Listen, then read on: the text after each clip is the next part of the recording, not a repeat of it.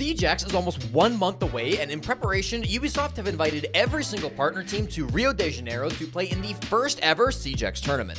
But who are these teams, and why should you cheer for them? And maybe most important of all, who is gonna win? I'm a professional Rainbow Six commentator, and today I'm answering all of those questions and more. So without further ado, let's jump right into breaking down every single team at Reload Rio. He jumps out of a window, gets a kill. Jumps out of the same window again a minute later, gets a kill. M80 Academy's parent team will be attending the first ever SiegeX tournament, and in case you've been living under a rock, they will be competing without Sploit for the first time in more than 2 years. M80 really made a Hail Mary call right before SI when they dropped Citizen, Cameraman, and Hyper in order to pick up 3 American players, and although they went out early at SI, I thought they actually looked like a really strong team with potential to go a lot further if they didn't get tanked by their own coach. Despite having flashes of brilliance, Sploit's 2 years on M80 were by and large a failure. A finals appearance at Gamers 8, a top 8 in Manchester, but then 2 majors and 2 SI where they just didn't come anywhere near winning. And these are far below expectations when you spend that much on a roster and have this much star power. So ultimately, I think both parties are going to be better off from this split. Sploit signed with Shopify Rebellion, who weren't actually invited to Rio, but M80 themselves were, and their new roster focuses primarily on proven chemistry instead of just mashing together big names and hoping they'll find a way to work together. Specifically, they've straight up ripped off the Beast Coast team that won the Manchester Major last year, replaced the French Canadian with a Brazilian, and traded in a coach with 250,000 TikTok followers for one with 3 hammers. And I just gotta say, man, this team is absolutely stacked. Gunner, Gavin, and Diffuser are all incredibly talented and probably even better individually than when they won the major, especially when you talk about Diffuser, who is officially no longer a rookie. Hot and Cold is more than proven as an IGL, but in case you needed more convincing, he led an unsponsored and last-second roster to get top 4 at the Six Invitational just a few months ago. And despite having every advantage against them, they ended up being the single best NA team at the whole event.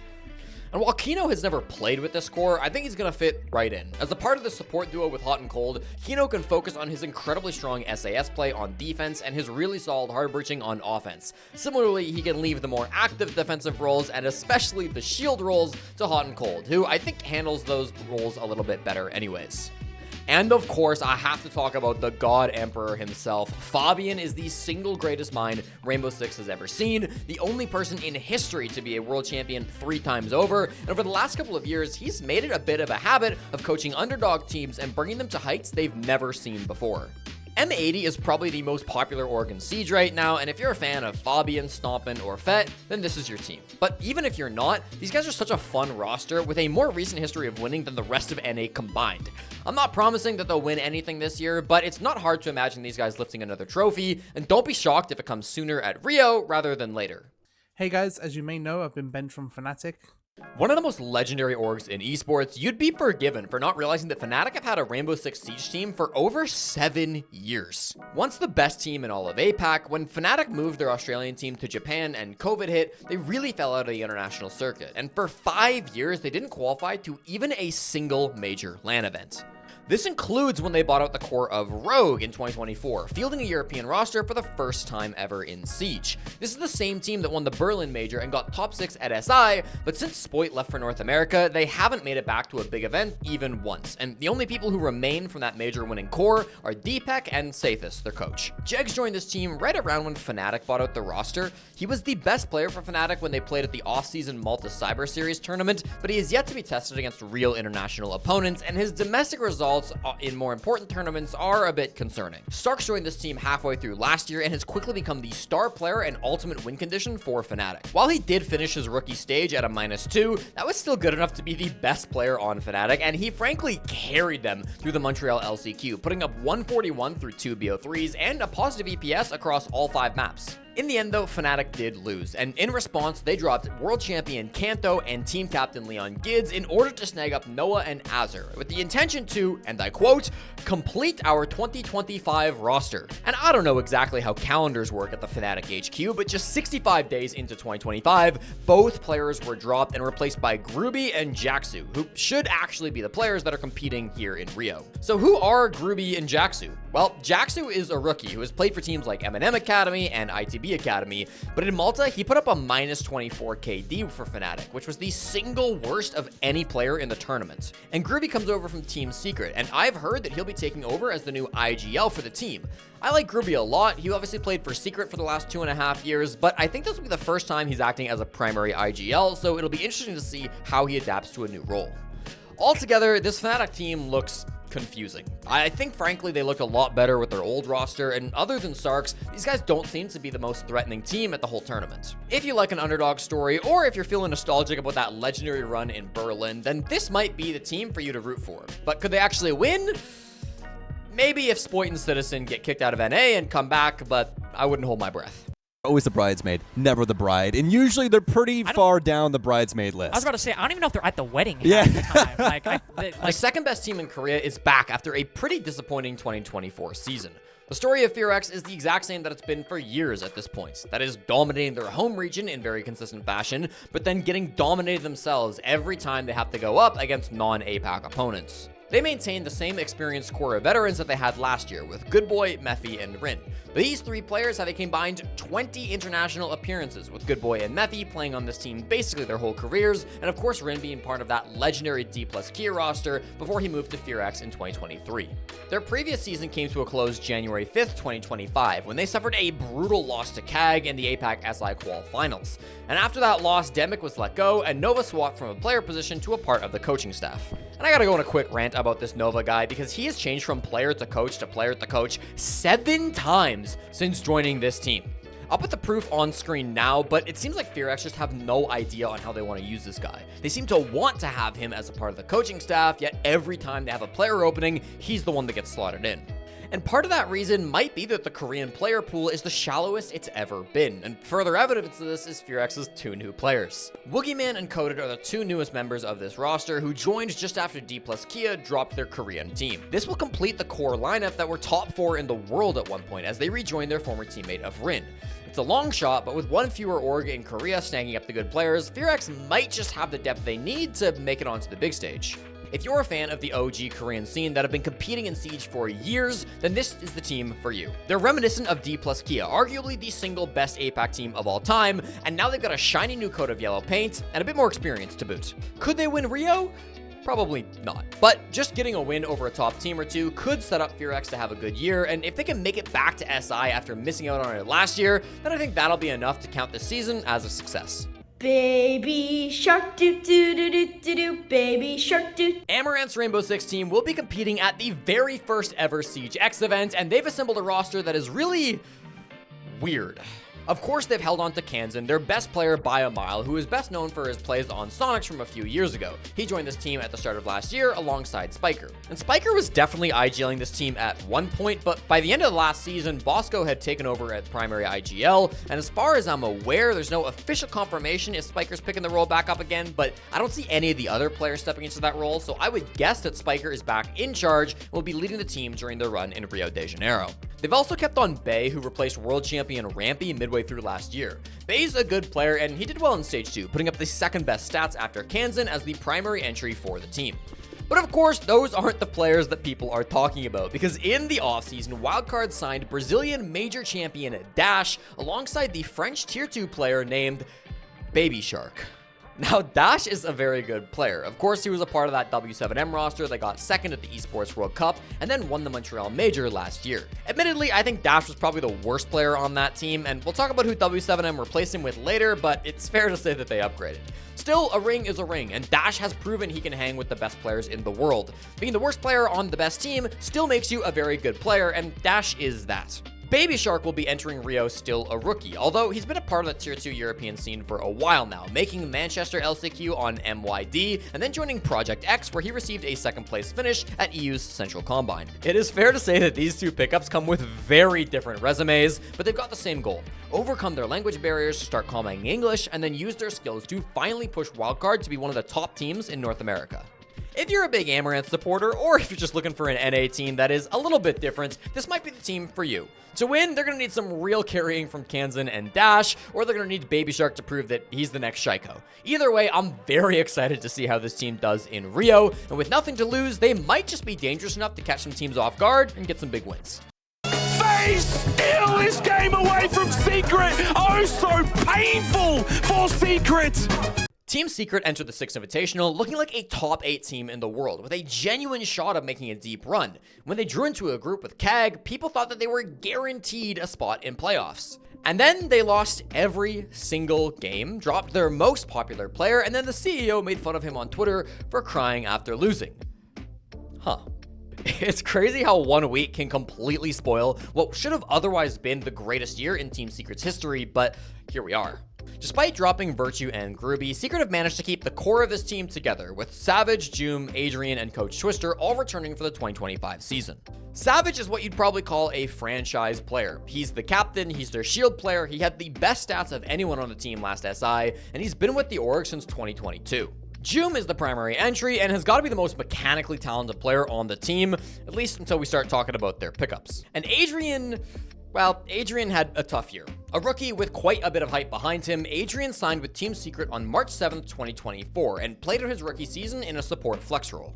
Despite solid domestic performances, Adrian put up a combined -56 across Manchester, Montreal, and Boston, which might genuinely be the record for the lowest international differential in just one season. And usually I'm in favor of giving rookies a chance to develop, but 3 events and not once did Adrian look like himself. There is clearly something about traveling to these big tournaments that forces Adrian to just shut off. Honestly, with how quickly Virtue was picked up and dropped, I'm a little surprised that he's still around. But of course, Adrian is not alone, and the new pickups coming in for Secret this year are genuinely really exciting. Mowgli comes in after playing with Wolves for almost 3 years, and he's known as one of the most aggressive players in the entire world. While he can't take all the credit, Mowgli was an incredibly important part of keeping that Wolves roster at a high level for the period of time where they were consistently attending big events. And if he can adjust to this new environment, I think him plus June could be an insane entry duo. Noah rounds us off as Secret's 5th, and he was a key part of the ITB team that were finding success in the first half of last year. While you could argue that Secret are not the most consistent, Noah doesn't really fit that bill. Even when ITB were falling off a cliff in Stage 2 last year, Noah was still putting up really strong numbers and was consistently the only player that managed to look good when the rest of that roster really wasn't. Altogether, I still think Secret are a really strong team. It needs to be seen how they look as a 5-man unit, and they need to get Adrian over whatever stops him from performing on LAN, but if those 2 doubts can get cleared up, then Secret have a great chance of doing well at Rio.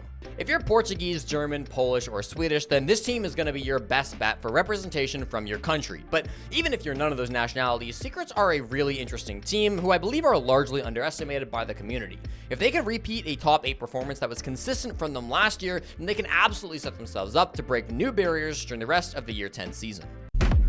Yes, I think we're going to be undefeated the whole tournament, not losing hopefully a single map since our debut.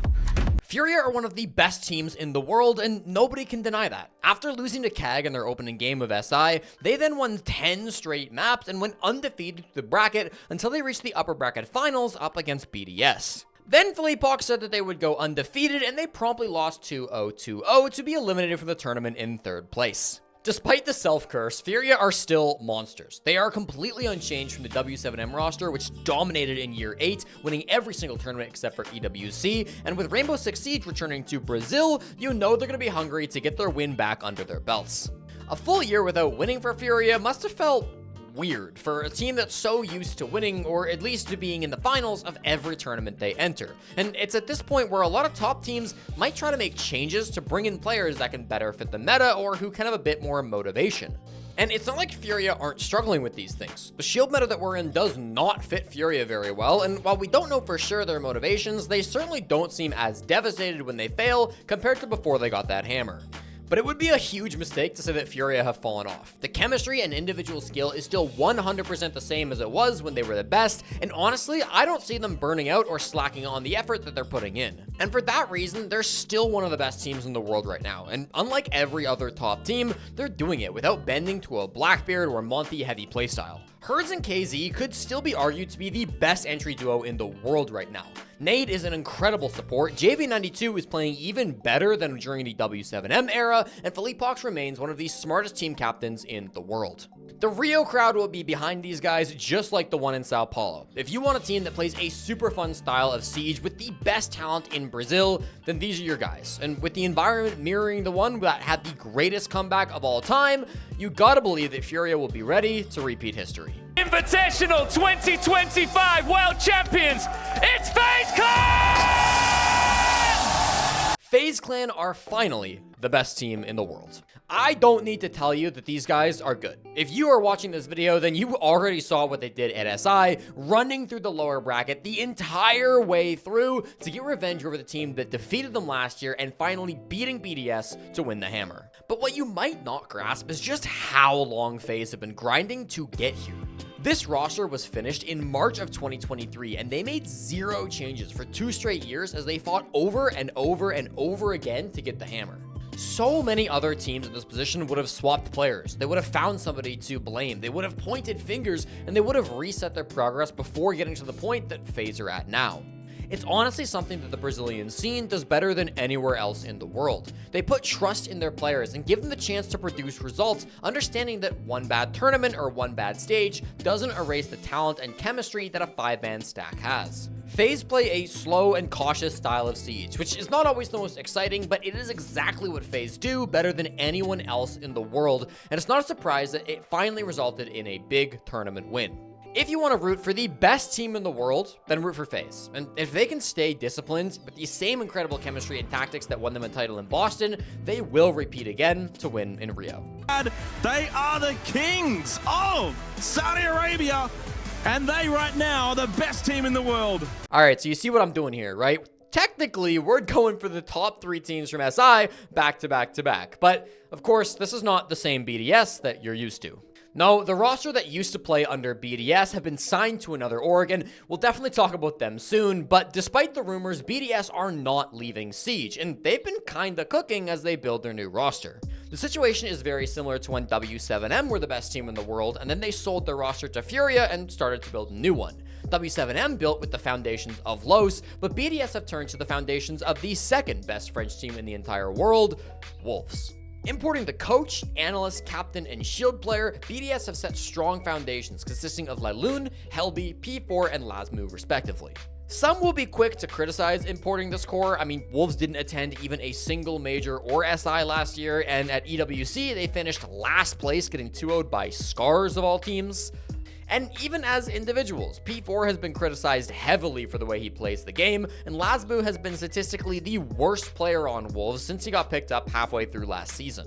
But others would argue that you have to trust that Lailoon knows what she's doing, and there's a lot that goes into a team's failure that can't be attributed to just who's not putting up good stats. But for me, the reason to get excited with this team has nothing to do with their core, and it's all about their new pickups, and the most exciting in my opinion has to be Robbie. Robbie got snubbed by tier 1 teams in Europe for so long that he eventually ended up flying south and became the star player of the Falcons, as they made top 8 at both the Montreal Major and the 6 Invitational. Mechanically, I believe that Robbie is a top 5 player in all of Europe. It is genuinely ridiculous how hard he carried when he was on Falcons. And yes, Falcons were absolutely setting up their system to support and enable Robbie to get those great stats, but just watch Robbie play for a little bit and it'll become clear that he is the real deal.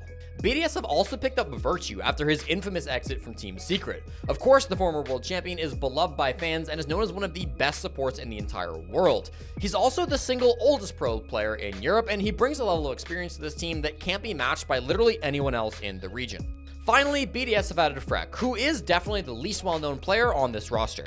FearX became a pro player at the second half of last year when he signed with Wild for a 6th place finish in Europe. And FearX did alright. Honestly, his personal stats were pretty bad, and since I don't cover the European region professionally, I can't claim to be an expert on how he is as a player, but it's clear he's got a lot of potential. So I don't really know how this team is gonna do. I like a lot of their pieces, but there are a lot of ways that this project could go wrong as well. If you are a fan of the original Wolves roster, this is the closest you're gonna get to a spiritual successor. Also, if you're a Virtue fan or just love watching a crazy Italian kid put up highlight reels every single match, then this might be the team for you.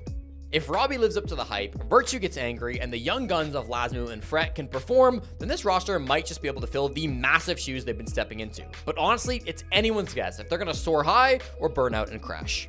But that's not enough for me. I don't want to just show that we can play Siege.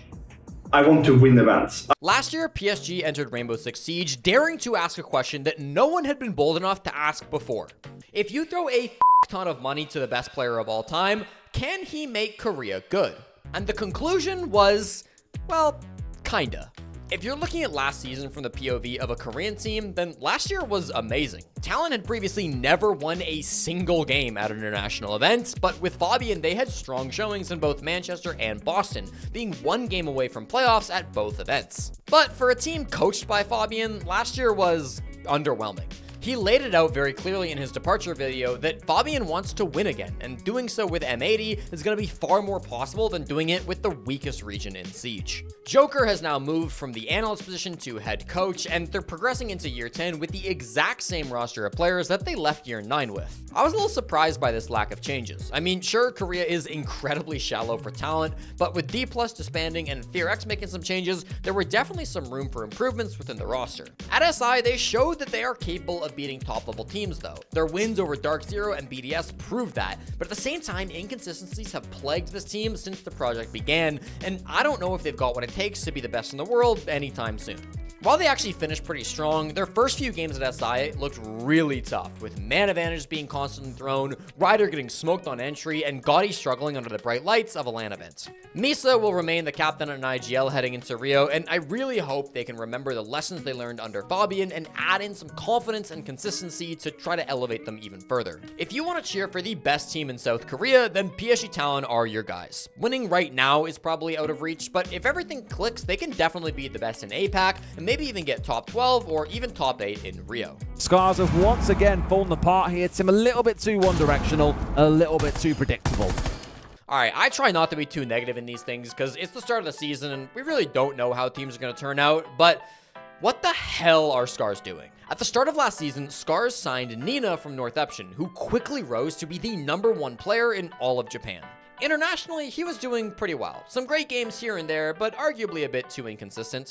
But domestically, Nina put up the single greatest season of any player in the entire world, putting up a plus 58 KD in just the Stage 2 domestic Japanese league alone.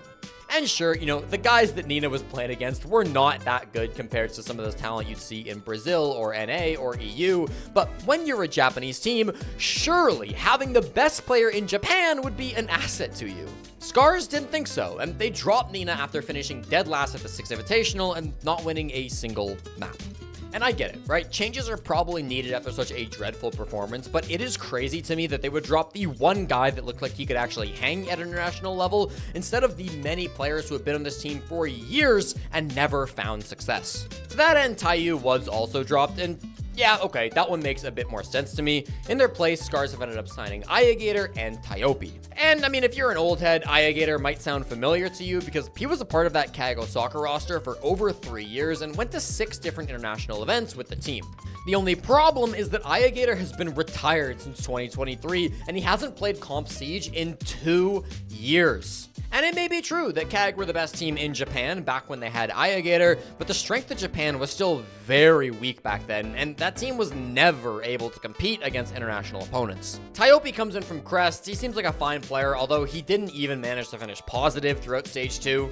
He went to the Atlanta Major with Crest and they lost every single game, so at least he's used to the expectations that are currently being put on Scarz. I don't know, I'm not trying to hate, but I think the team that didn't win a single map at SI just had the worst offseason of any partnered team. If you want to cheer for a Japanese team and you just hate CAG for some reason, then Scarz might be the guys for you. They do always keep a positive attitude, and the players in the squad are super nice, but it's going to take an act of God for these guys to come out on top in Rio, and I've just got to be honest about that. This is where we go. Head shining, overtime again! 3-6 lead, blue again! I think SSG had a great year last season. Top 8 at EWC, top 8 at Montreal, and then at SI, they were one of only 2 teams to beat FaZe Clan, and in the bracket, the only teams they lost to were the eventual finalists, BDS and FaZe. For the most part, SSG are still the same team we've known for a while. Very good, very consistent, but just a small step back from the true elites at the top of the game. Faltz is leading the pack, Benja and Ashen are a terrifying entry duo, Jano is filling in the gaps, but it seems that time has finally come for Forest, and on March 3rd, it was announced that he had been released from the SSG roster. Now, basically everyone would tell you that if SSG were going to drop someone, Forest was going to be that guy.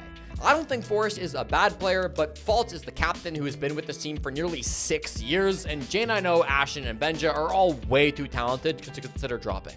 But my question is, did SSG really need a change? I mean, they're so close to breaking into the top tier, and the last 2 world champions had to stick together as a 5-man team for years before they started actually winning tournaments. But SSG decided it was worth the gamble, and in Ford's place, they've signed the guy who was once the hottest rookie in North America. They picked up Newers from OXG. Now, this is one of the most interesting moves that happened in the offseason, because on one hand, I'm glad Newers is off of OXG. Oxygen are a good team, but his talents were being wasted on a roster that just wasn't making international events, and there's no doubt in my mind that Newers is the top guy who should be representing North America on an international stage. But Newers is also a bit of a character, and I'm not sold that his personality will fit into the hyper-disciplined culture that exists at Spacestation. Beyond that, what on earth are Spacestation roles gonna look like now?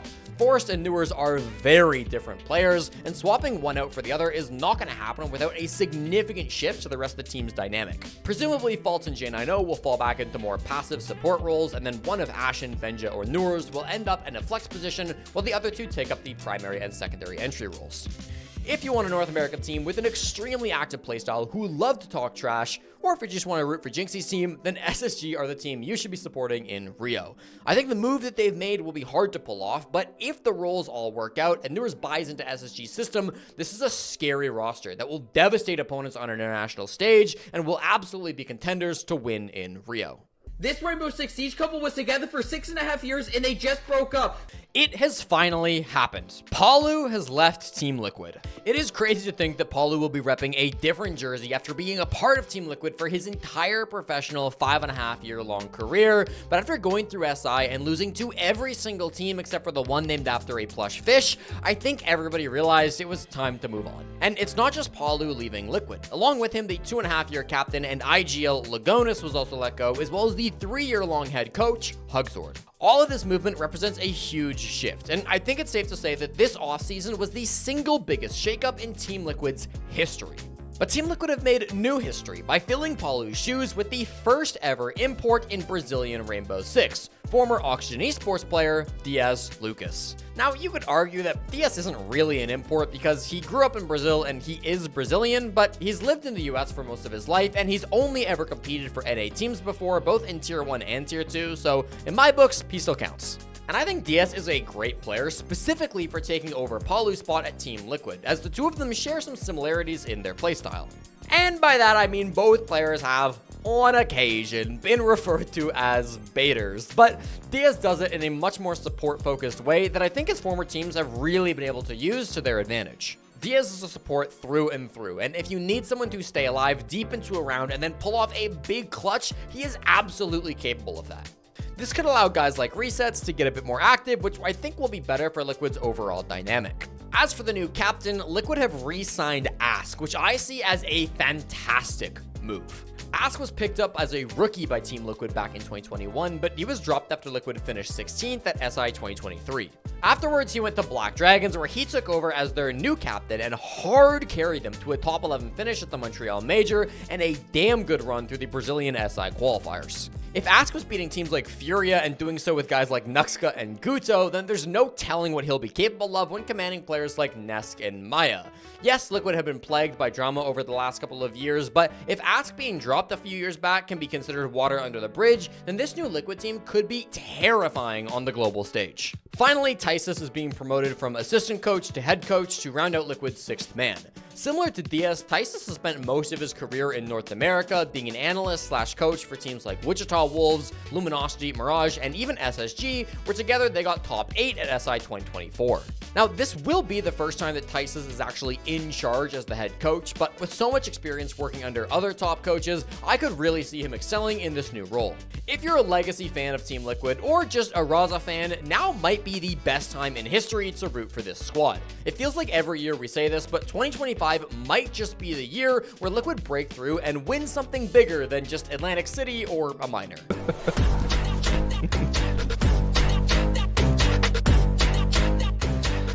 And where did Palu go, you may ask? Well, straight to the #1 We Hate Liquid club, W7M.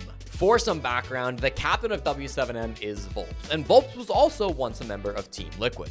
But Volps was dropped about a year ago from the squad, and while not all the details are public, we know he did not leave on good terms with the org, and it didn't seem like Paulo and Volps were really friends over the last year of competition.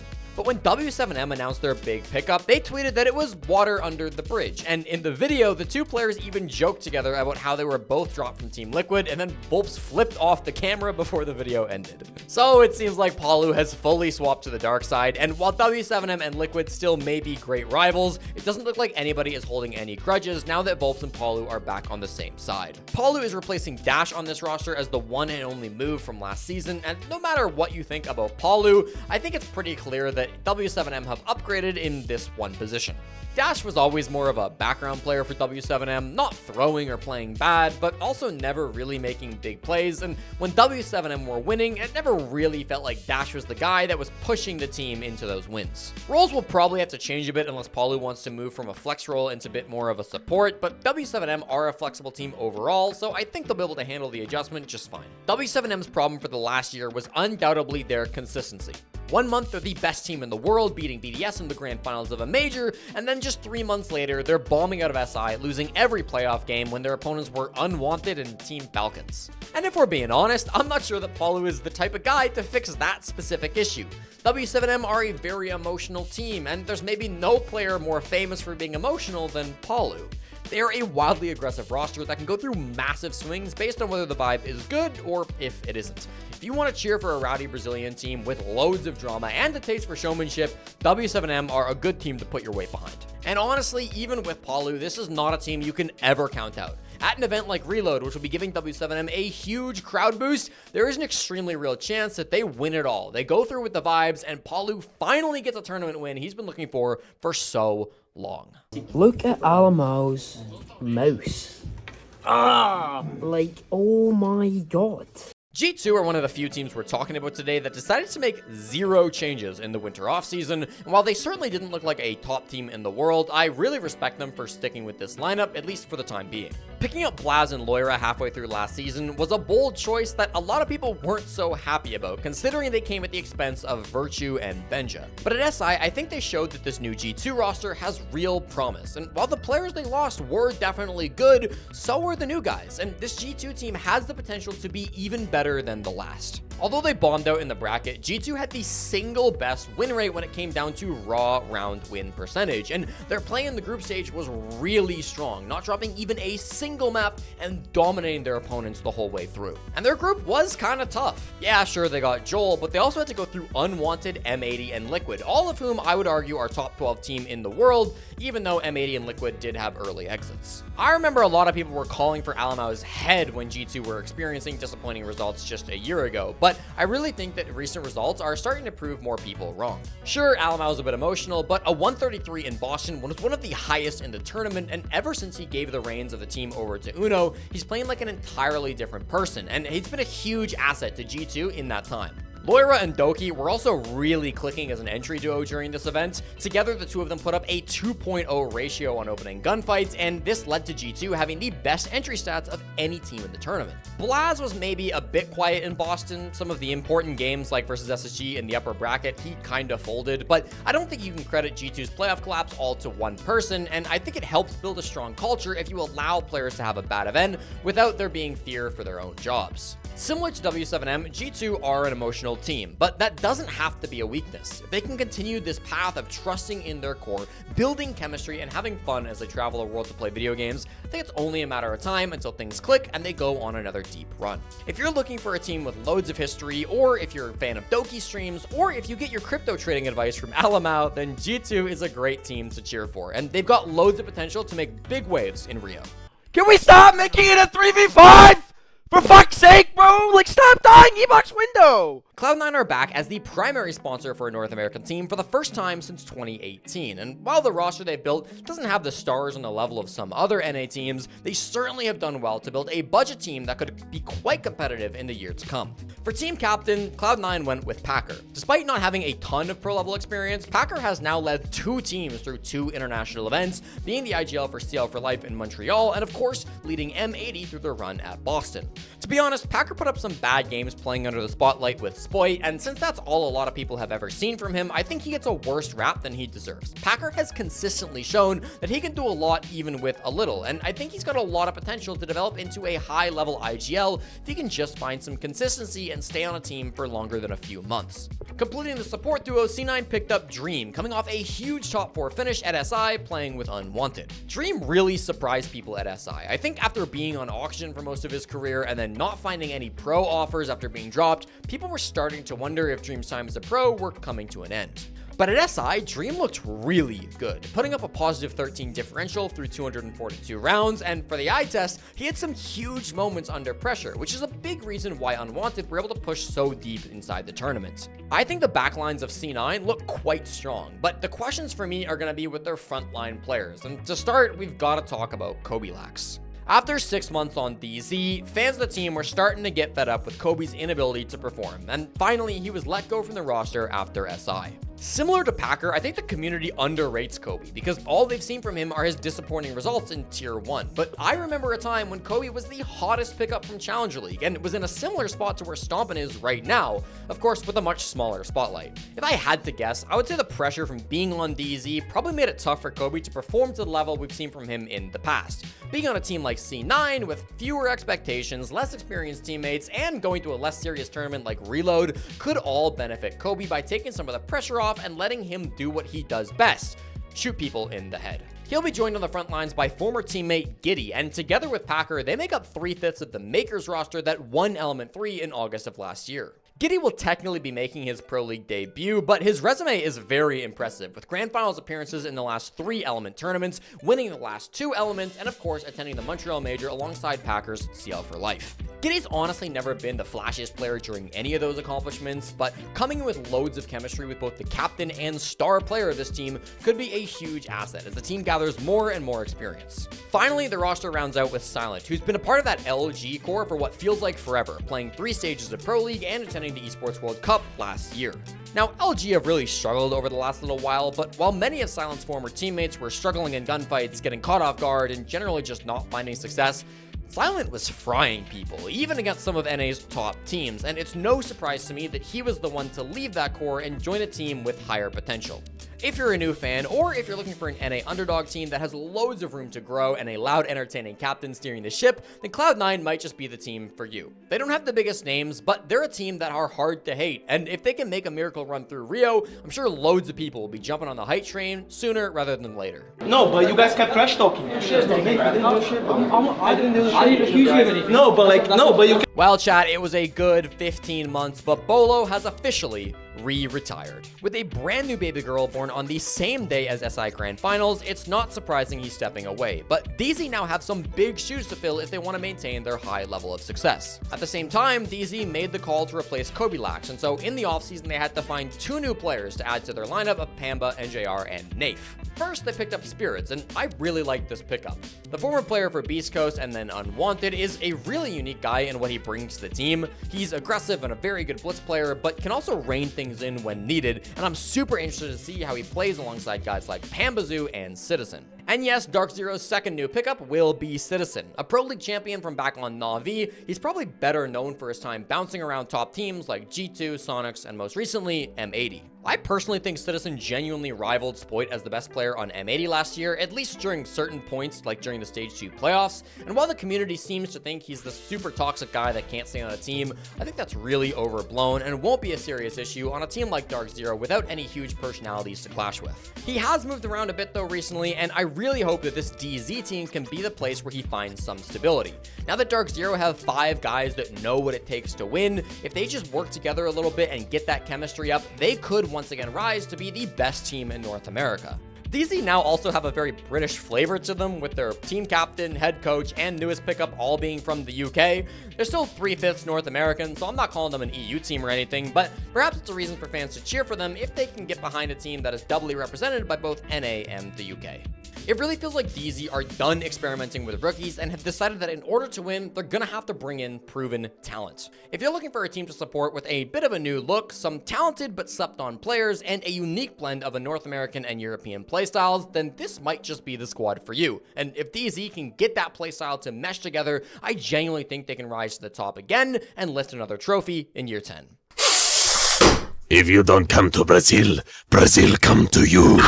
Elevate are a weird org in Rainbow Six. In year 1, they had the best console team in the world with guys like Laxing and Boxco, but in year 2, Console Pro League died, and so they transferred to being a PC team where they were at one point the best team in North America. Eventually, they sold the team and left the scene, but came back in year 4 when they signed a tier 2 North American team. Unfortunately, that only lasted a few months until a spot opened up in Brazil, and Elevate went back into tier 1. But in year 5, they left Brazil and entered Australia, where they picked up the second best team in ANZ. The next year, they picked up the best women's team in Australia before dropping both Aussie teams and signing a full Thai roster, which they kept for 2 years, marking a franchise record for Elevate keeping one team. At the same time, they started the Elevate Academy roster, which was a Thai roster that eventually fed some players into the main team. In year 8, they changed from a Thai roster to a mixed Southeast Asian roster with players from Indonesia, Singapore, Pakistan, and more, while simultaneously reviving their Academy roster, which had died a year before, and moving them back to North America, where they would sign legendary gamer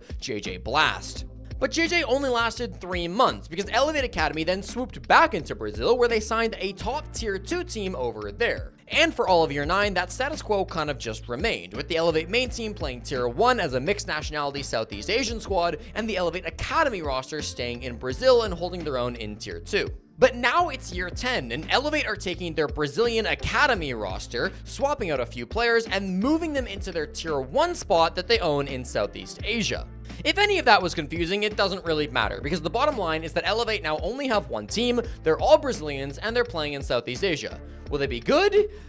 Maybe. Naka and Merzel are the 2 players coming in directly from the Academy team. They've never been in tier 1, but again, they had some pretty strong success in Brazil's tier 2. They'll be joined by 2 veterans, SI champions Psycho and Ion, who played for FaZe back in the day and has attended a few big LAN events like the Milan Pro League Finals, SI 2020, and 2 majors in both Raleigh and Jönköping. Finally, they got Stemper, who played on MIBR last year, but only lasted through stage 1 before getting dropped, and somehow they also convinced Hugzord, the former coach of Liquid, to complete their roster. Honestly, this team is a bit of a mess. They'll probably still dominate in Southeast Asia, but I don't see them competing with other top teams at Rio very well.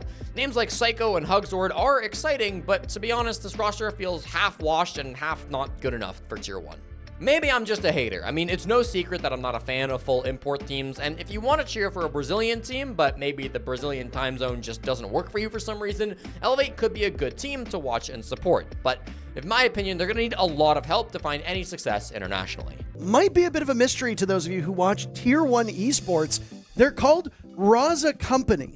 Loud have officially entered Rainbow Six Siege, and they've done so by signing the 6th best team in the world, Raza Company Academy. This team spent most of last season under the banner of E1, but they were dropped ahead of SI, which they then qualified for as an orgless team and went on a miracle run, upsetting a ton of top-level teams, including Virtus.pro, Shopify Rebellion, and the Falcons. So it is no surprise that they got signed ahead of next season, but perhaps it's a bit of a shock that they would join an org who's never been in Siege before. It's one of the biggest orgs in Brazil, and as I already said, it's Loud. This team is led by STK, who took over halfway through last season as the captain.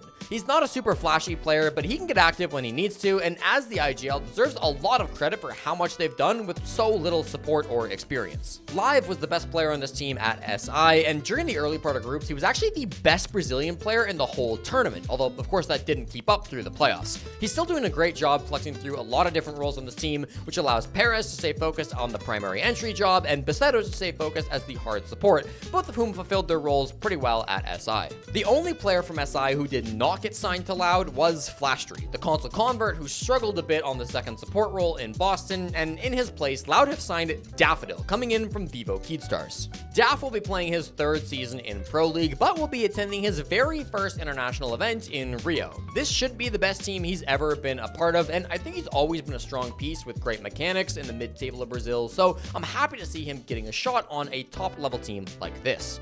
Loud are coming off of a very strong momentum swing at SI, getting farther than anybody gave them credit for, but was it a fluke? I think yes and no. There's no question they earned those wins at SI. They genuinely played really well to get the victories, but I'm not convinced yet that they'll be able to play at that level versus good teams consistently. If you're looking for a newer name to support in Brazil and you want to take a gamble on some young players who aren't very well known to the rest of the community, then Loud could be a really fun team to support at Reload. And who knows, they've already shown they can make deep runs at one event. Who's to say they couldn't do it again? Couldn't exactly be wrong. Maybe 12th time's the charm? If you were in the business of criticizing predictions made on youtube.com/JessieJChick, you could rightfully say that I was a little harsh on CAG right ahead of the 6th Invitational, because for the first time in 7 years, Cyclops managed to get out of groups and make the playoffs at an international event. And if CAG just made it out of the group because everybody else played horrible and then they lost every game in the bracket, I would tell you, but I thought CAG actually played some pretty good Siege, both in their attempts to get out of the group and when they got to the bracket, when they beat M80 and knocked them out. The fact that CAG have been practicing for the shield meta for the last 5 years has certainly given them an edge, and Anaton looks more deadly than ever with a Blackbeard in his hands. Other members of the team also found success, most notably Shuri, who put up a 113 and was clicking heads through his games at the 6th Invitational. Cyclops have never been a team to make drastic changes. Anaton and Blackray have been on this team since the last decade, and in general, they don't make a lot of changes throughout the season. And when they do, there's always a chance that they just hit the undo button, as they did during this offseason, removing Shiraniko from the roster and re-adding R. Cully, who was dropped for Shiraniko almost exactly 1 year ago. R. Cully spent last season with Crest, who sat around 5th or 6th in Japan. I honestly don't think this changes a whole lot for CAG. It's a bit weird that they're making a move back to an old player after they just had their most successful tournament in history, but I don't see this like the Scarz move where they're dropping a critically important piece, so I expect Cyclops to be more or less in the same position they were in last season. And honestly, it's not a bad position to be in. I think CAG are the best team in Japan this year, and depending on how the competition goes, maybe even the best team in APAC for the 2nd year in a row. If you want to cheer for the best team in Japan, who have a very unique playstyle and lots of heart, and if you're not turned off by a historic allergic reaction to winning, then CAG might just be the team for you. And at Rio, they'll get another chance to cement themselves as the best APAC team ahead of their other 3 opponents. Do guys want to push, right? Or Lombard? No one answering! No one! Last but certainly not least, we have the greatest second place team of all time, Falcons. While I'm sure they would have rather won something that actually mattered last season, getting signed to the biggest org in esports is a nice consolation prize for LickyFac and Shaiko, and it doesn't seem like a year of disappointments have shaken Europe's top team from their ultimate goal. Only the 2nd team in history to make 4 grand finals in 1 year, G2 in year 3 did this, and now BDS turned Falcons have done the same. I know we joke about this team just being Saudi merchants, but there's genuinely no way they don't win either a major or SI this year, and honestly, I think there's a good chance that they'll win both. Moving to Falcons, they've made no changes to their roster or coaching staff. LickyFac remains the captain and probably the best player in the world outside of Brazil. Shaiko and Soltov continue as an entry duo, where of course Shaiko is the star. Uses is the most consistent support flex player in the world, and his domestic play remains at an incredible level, and Shaiko's hard support player is the same as it's been for the last 5 years in Bride. Many have jokingly said that this team can only win tournaments hosted in Saudi Arabia, and so signing to the Saudi org might even be a strategic play to trick themselves into thinking they're always playing in Saudi Arabia. I don't know if that's really how it works, but hey, I don't blame them for trying. And seriously, all great teams need to lose before they can win. Penta had to lose for most of year 1 before they became world champions in year 2. W7M got top 4 for a full year and lost the SI Grand Finals before they started their year of dominance, and FaZe Clan had to suffer the most humiliating throw in Siege history before their time finally came. The toughest part is now behind them. If you want to cheer for the #1 team in Europe, who are currently set up to run through year 10 and define the first era of SiegeX, then cheer for Falcons. Any result that's not first place in Rio will be a disappointment, but they've got it in them. Thanks for watching. Hey, I hope you enjoyed this preview video for the R6 kickoff tournament. I was not asked to cast this event, and so for the first time in years, I will be live on my Twitch channel for every single game of the tournament. It's linked down below in the description, and I hope you'll come watch the games with me. The tournament starts May 10th, so come hang out. Otherwise, YouTube thinks you'll like this video right here, and in any case, I'll see you on the next one.